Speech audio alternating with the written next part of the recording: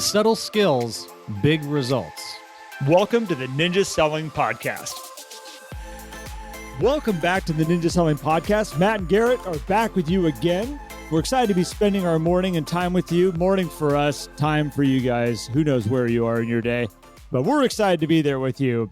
If you want to know more about what we're talking about today in the background of where all of our thoughts and inspiration comes from, go check out ninjaselling.com. If you want to learn more about this amazing group that follows the podcast, please go to the Ninja Selling Podcast on Facebook, and you will get linked up with a massive group of amazing people and their thoughts, their ideas, and you can also help them along the path as well as they can help you along the path of Ninja. And if you want to go check out our coaching program, go to ninjacoaching.com. You will find approximately 30 amazing coaches there, and we can help you also personally along your path of Ninja. Matt, good morning, sir. How are you today? Good morning. I'm great. It's amazing. People helping people. So it's a beautiful thing. It's awesome. I'm great, man. I'm great. Had a fun 4th of July celebration yesterday. Got to watch some awesome fireworks and celebrate the red, white, and blue. And so it was great. How are you? I'm good. We had a very quiet 4th of July for us. It was great. No complaints at all. But both my wife and I got done with the end of the 4th of July day, and we're like, what a different day this was compared to, I haven't been married to my wife for 22 years. And it was one of those moments where we're like, that was the oddest 4th of July we've ever had. Not bad, just totally different. Different sometimes is good. I mean, I guess that's also, it changes as your kids get older too. And what, are you involved in their things? Are they involved in your things? Or is it just no one's involved in either things? Well, I'll share a little insight with you. Sarah's parents are at a place that we're kind of helping them with more and more stuff around their house. And we spent most of our day taking a old filing cabinet and making duplicate files for another filing cabinet that can go upstairs because they can't walk upstairs. So we have dueling filing cabinets now for all the files that were all agreed upon that they haven't been looked at in 10 years. So we made duplicate files for files that haven't been looked at in 10 years. And I looked at Sarah and I said, I'm either doing something wrong or he's doing something wrong with his files right now. And I'm not sure which one, but I'm not going to argue. Let's make duplicates. That's what we spent our 4th of July doing. Wow. That is outrageously exciting. Man, I wish I could have been there for that. Oh, it was a party. It was a party. Might have dropped a firework or two in one of those filing cabinets. I was really close to having an accident and having one fall down the stairs and be like, I don't know what to do with that now.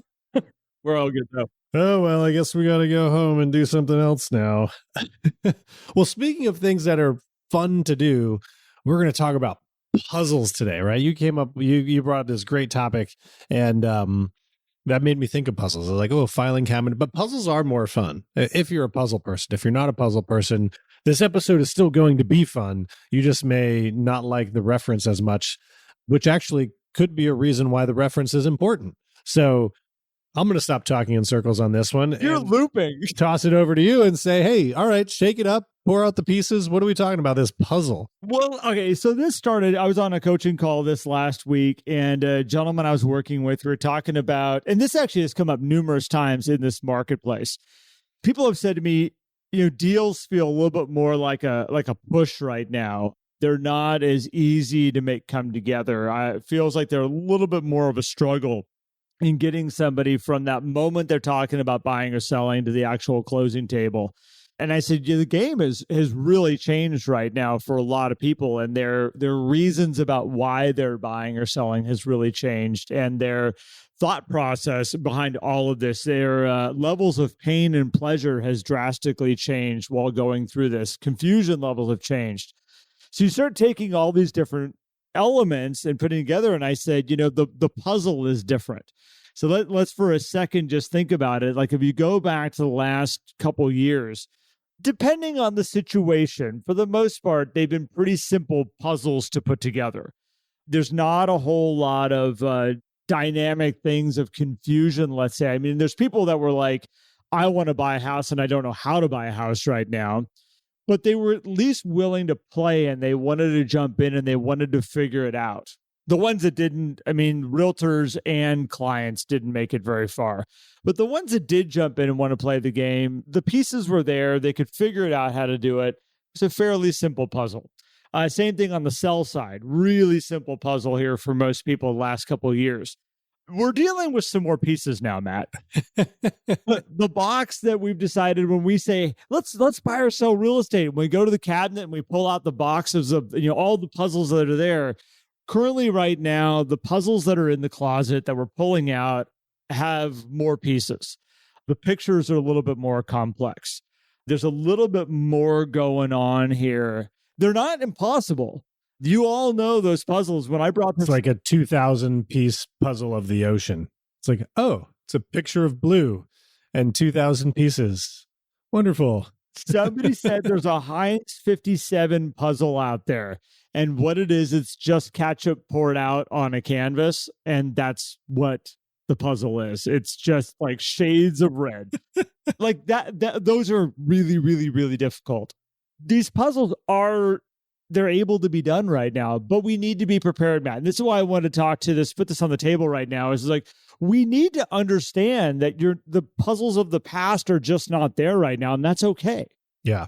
It's amazing that with puzzles in general, right? I mean, if I'm thinking about just sitting down to do a puzzle in real life, not the metaphor, you do have to be ready to sit down and, okay, this is going to take some time. This might take multiple days. Like, how do I want to set this up? Like, getting that big piece of cardboard out so that we can maybe move that puzzle off the table because we're going to want to eat dinner later and we're not going to be done with the puzzle. And just having that mindset of going into it. And it's interesting as we start to go through these Ninja Coaching Spotlights that we're starting to record, which we're going to be releasing into the podcast and into our Facebook group. Just the two we've done so far, the theme has been mindset and focus and knowing, hey, this is the game that I'm getting into. And even the days that it's tough, I know what's coming and I'm going to show up and do my business and run my business. And that's the way it is with a puzzle, whether it's going to be harder or not harder. And like, yeah, I agree with you. I think there are more challenging components to this marketplace than there were in yesteryears. And there's always going to be different challenges and more challenges that come on with any market change as well, right? Like it was easy to quote, maybe make money in spring 21. It was hard to put deals together, but there was so much activity going on and everybody wanted to buy. It was like, all right, well, if we can just grab a hold of something and hang on tight, it's going to be rough, but we're going to make some money. Whereas when you think about the puzzle element, it's like, okay, I need to not only be prepared with my mindset, but I need to be prepared with my actions as well, which is something that a lot of people kind of just like have put away in the closet and are just, waiting for things to appear and then take action versus planning ahead for them to take action, right? It's like, what's your plan to put together that puzzle of ketchup? Well, and again, I'm so excited that you're going down that path to begin with, because I think that mindset of, am I ready right now to do a puzzle is huge. And there's a lot of people right now that are looking at this marketplace and they're not even wanting to get into the mindset of let's figure out a puzzle right now. They're looking for the easy boxes. They're digging through the closet going like, no, that one's too hard. That one's too hard. That one's too hard. Okay, where's all the easy puzzles right now? It's like the easy puzzles got taken to Goodwill. I'm sorry, like they're gone. We cleaned the closet out. They're all gone for the moment, and we have 30-piece pictures of a home. Those puzzles aren't there. Which then the cool part is once you dump all those pieces out on the table and you start working through it, every person who's listening to this right now, and if you haven't, call me. But if every person who's listening has done a puzzle at some point in their life, and hopefully you guys have had a chance to do it. What are you going to tell them? And they call you and be like, Garrett, I've never done a puzzle. I will send you a puzzle just so this all makes sense. So you're like, oh, that's what they're talking about. Every single puzzle, as you put it together and as you work through it, there's certain parts of it that come together with ease. There's certain chunks of that puzzle, certain corners of it, certain pieces that just like all of a sudden it's like, oh, that one filled out really nice. And you can see all the colors. Maybe there's a certain section that only has red and you can go and find all the red pieces and build that section out really quick. Oh, I'm looking for green now. And you pull out, that might be the loan. That might be going through, the property inspections and things like that. Like every element of this puzzle is a little bit different as you start putting these pieces together. And I think if you could start looking at these transactions in that way and say, okay, what are the parts of this piece right now that are going to be my easy parts that are going to come together? And what are the parts that are going to take a little bit more time for me to sit and figure out and try to construct here so we can get these people where they want to go? It's not all just, oh, this is all just one easy, simple puzzle we're going to play. And I'm not trying to tell anybody that this is doom and gloom or hard out here or whatnot. If your mindset's in the right spot to do a puzzle, oh my gosh, that can be super enjoyable trying to figure it out and figuring it out. Well, as I was thinking about this, one thing in having a process and knowing, like, being ready to get into this is knowing what the end looks like, right? I mean, the first thing that most people do when they pour the puzzle pieces out is look at the box and say, oh, that's what I'm trying to accomplish. Like, it's very clear. This is the photo that we are putting together here. And when we're working with clients, a lot of people, and we've talked about this on in different ways on recent episodes, but this is still, I think, a very common challenge out there, is really uncovering what is the goal of our buyers and sellers. What does that final picture look like? And to discover that, we need to have a detailed buyer or seller process, which we've given to you. It's the Ninja Selling System. You can go buy the book on Amazon and have the complete system for you right there. You can also listen to this podcast and piece it all together. We've had Larry on talking about the system. Like, it's all there. But there are the nuances of really making sure, hey, do I have the complete picture? Or do I have a kind of, like, does my final picture look like a puzzle? Which it shouldn't. The final picture should be clear. And the other side of this is not only us being prepared to go through this process, but also making sure, are my clients prepared to go through this process and understand all the elements, particularly with sellers right now in certain segments of the market when they're like, oh, the homes aren't selling, like, must just be this segment of the market, this price range. It's like, or we haven't looked at the complete picture and we're only looking at a certain part of this and we're missing some other pieces that are going to help us create a path towards where we really want to go or where the clients really want to go. And that's what the first element of this is so important, knowing where we want to go. And that's part of puzzle making too. So Matt, just for fun, let's imagine this. So when you're working with a client, the success ratio that if we have one box and one puzzle and we both get the same box to look at, we can see the picture of the puzzle and we get to work together with building this puzzle. And by the way, everybody's involved in this. There's not just you and your buyer or seller. There's other parties in this also that you can bring in to make sure that we're all building this puzzle together. We're all on the same picture. We all got the same map here. Now I want you to take that same scenario, but remove the box top. We have a whole bunch of pieces. We're sitting here with, buyer or seller and whoever else is involved. And but we don't really know what the picture looks like. We're just trying to find in these puzzle pieces things that look like for like and what might be some sort of shape and what's going. The success ratio of getting this puzzle put together drops dramatically. Yeah. When all of a sudden there's no picture. Now let's take it even farther for a second. We dump one puzzle out. We throw that box top away. We get 3 different box tops that are similar colors. And we hand those out and nobody can peek at each other's box top. We're going to give one to one person, one to one seller, one to the other seller, and then we get a different box top and we have all these pieces and we're set on the task to build the puzzle now. You want to talk about scenario that's absolutely impossible as I'm trying to build something because I think I need those pieces for this part of my puzzle and they think they need those pieces for a different part of their puzzle and they think they need those pieces for a different part of a puzzle because one is sure that they're building a flag over here and I know for a fact I'm building a flower garden. Like we are back and forth fighting now over what is this thing that we're trying to build. The sad part is a lot of the situations that we're in right now, these realtors are dealing with is scenario 2 and 3. They either have different box tops because of this marketplace and what they're trying to accomplish and what's going on out here, or they have no box top because they just haven't asked enough questions and nobody really knows what's going on.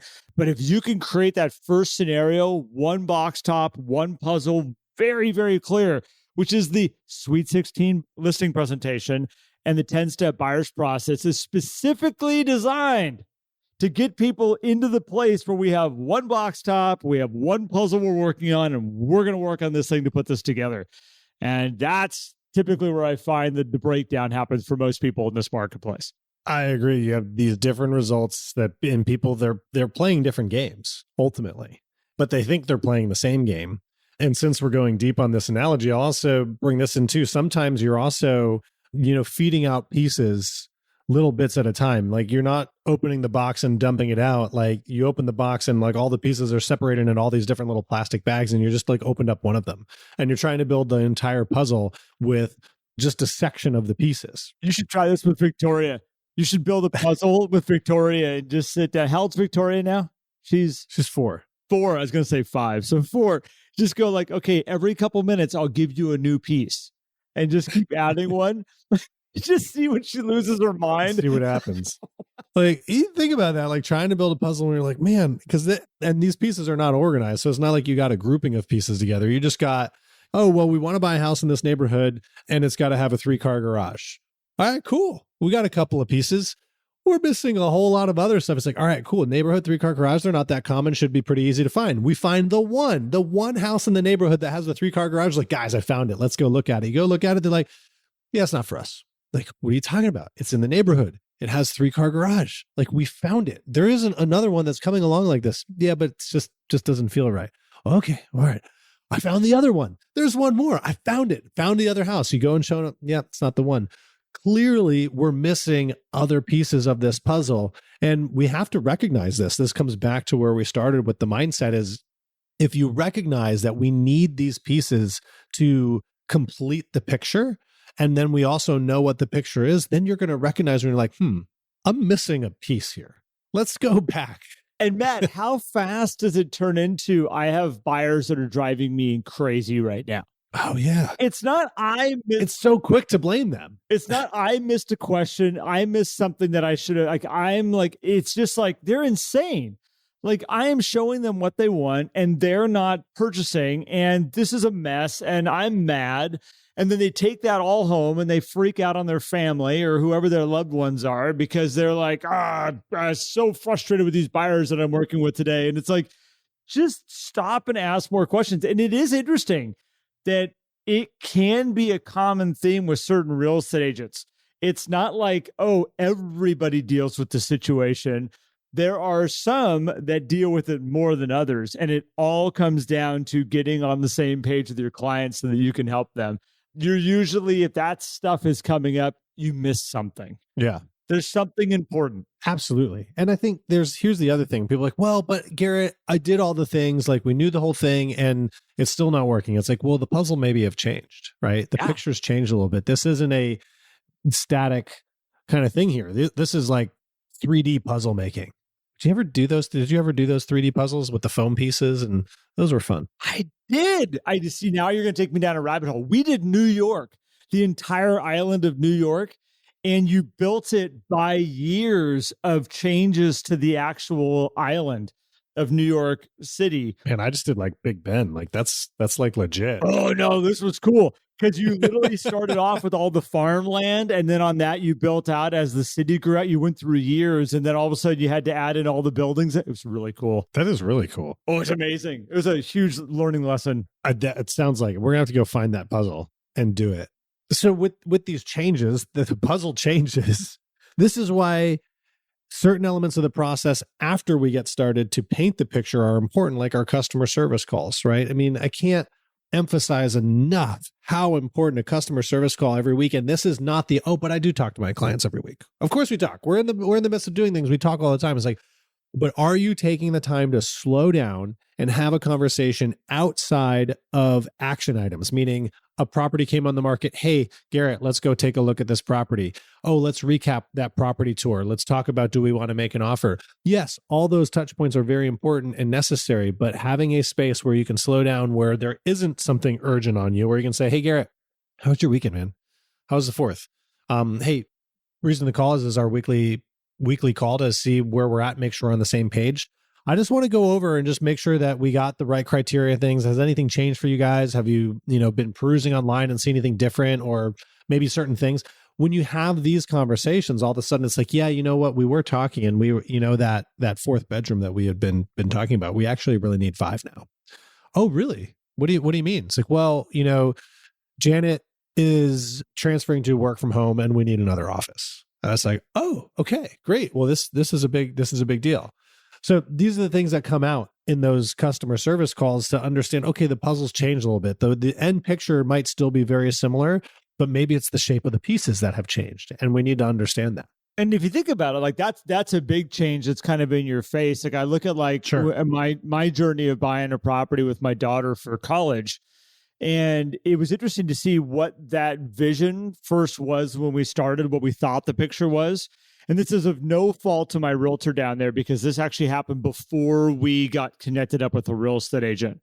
We made our way to College Station. We were looking around at all the different properties down there. And I'll never forget my daughter. I was watching her body language as we were driving by and looking at certain homes in the area.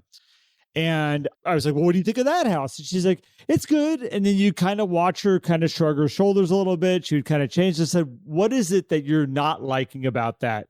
She said, I don't like the feeling that people can walk around the house. It was a single family residence that in my mind is what we were going to go down and buy. I was going to buy a single family residence, have a yard. And all of a sudden she's like, I don't like that feeling that somebody could be outside the walls. Like I've never seen her get nervous about that type of stuff, but all of a sudden it was a reality to her.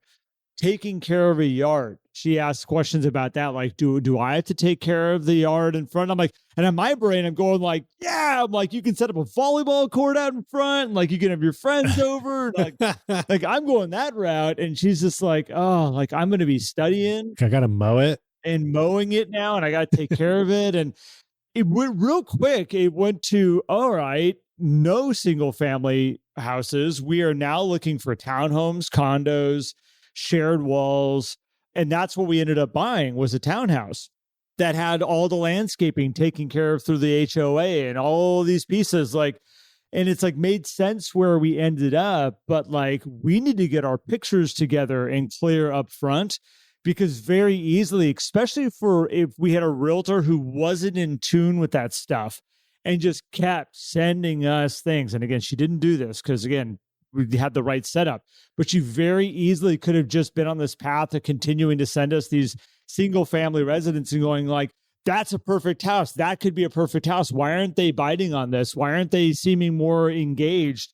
And they don't know, because they're actually causing her stress, and she's not able to light up about it. And again, the minute you can figure these things out, all of a sudden you watch your client come to life. Our realtor was great. So my experience down there has nothing to do with my experience with the realtor we used. Well, and I think that highlights, a lot of people advocate spending time with buyers, showing a few things and really kind of understanding, hey, is this really what you want? And kind of feeling it out. And that's a situation where I'd say, like, how would you know from just the buyer interview that was the case, right? Like you wouldn't know until all of a sudden you're standing there and you get that feeling.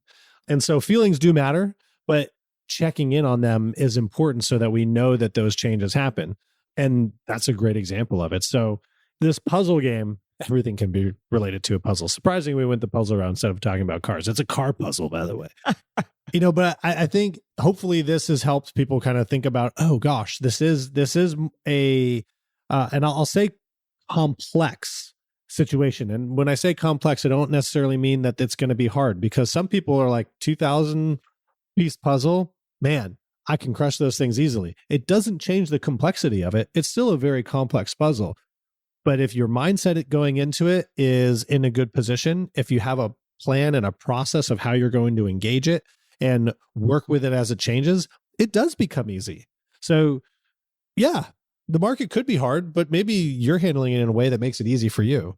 And these are the things that make it do that. And I'm not saying you have to love puzzles to figure out the real estate market right now, but it is interesting if you've ever done a puzzle with somebody who goes, I love puzzles. Puzzles are so I just like watching them come together and see the picture kind of evolve. And then there's other people that are like, I hate puzzles. And you sit down, you're like, oh, come on, just sit down with us and just you'll enjoy it. You'll have fun with it. Just let's just get started. And the whole time they're grumbling as they're putting pieces together, and they look over and so-and-so's got a big thing. They're like, oh, great, you built an entire lighthouse. Like, I can't even figure out this over here. Like, I don't like puzzles. And they're just constantly in this mindset. The people that are of that mindset of, I don't like puzzles, keep with my analogy, are going to be a lot of people that might step away from more of a complex real estate industry right now. The ones that can step in and say, I want to figure out this game. I want to figure out what's going on. How do you approach this now? What are all the pieces? What is this picture we're trying to build? And take that mindset of, I love puzzles, and put that into your real estate. You're going to do great in these marketplaces coming up, whatever marketplace is in front of us coming up. But it is more complex. The pictures are a little bit more difficult. There are more pieces right now. There are more moving parts. And you just need to be aware of it. Got to be on your game. Yeah, no doubt. No doubt. So, well, hopefully you guys are doing well out there, and appreciate you joining us on this. If you have comments, thoughts on this episode, just join our Facebook group. Search for the Ninja Selling Podcast on Facebook. Find our group. We post our episodes in there. And so there can be a nice little comment thread below there about your thoughts about the episode, any questions or things that you have as well. And we can dive in there and share. A lot of people have been commenting like, this was a great episode and all that stuff. And so thank you. We really appreciate that. That does make us feel good and feeds our egos in such a tremendous way. You don't even know. Anybody, anytime people reach out to me and say that episode, Everybody Has to Pee, was like amazing, it just makes my heart melt. I just want to say thank you. Yes, that is definitely one of Garrett's highlights of the podcast. Mine too. I love that episode. It was a great one. We had a lot of fun with that one. So, well, guys, so check that out. If you want to learn more about ninja selling, head over to ninjaselling.com, and you can learn about coaching, where Garrett and I spend a lot of our time, along with 30 other incredible coaches. And you can learn about installations and all that great stuff. And as always, guys, have a fantastic day. Appreciate you for joining us. We'll catch you on the next one. Thank you, everyone. If you enjoyed today's episode and would like more, visit us at theninjasellingpodcast.com. There you will also find links for more information about ninja selling and coaching. Have an incredible day.